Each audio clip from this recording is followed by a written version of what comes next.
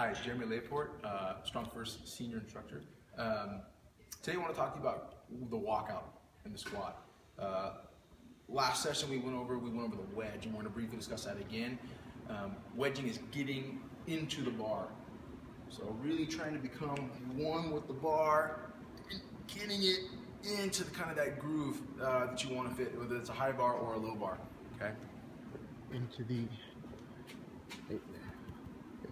All right. So once we've talked about the wedge, let's talk about foot placement.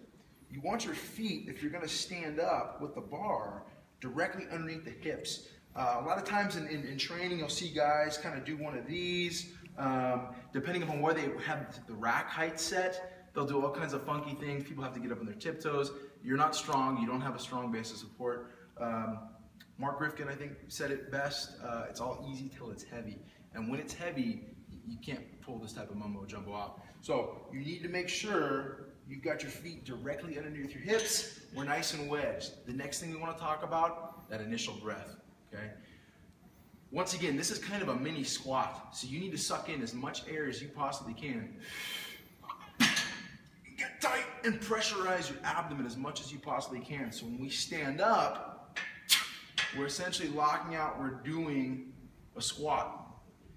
After that, it's a step out, okay? We want small, methodical, robotic-like steps. Okay? Once we get out, we don't want to be too far away from the rack, okay? If you get too far away from your rack, whether it's training and you don't have side rails, spotting, if a spotter needs to spot me, they need to get me back into the rack relatively quickly. The further away I am from the rack, I'm wasting mechanical energy, okay? Just getting out that far, and then B, it's gonna be harder for them to get me back into the rack nice and safe.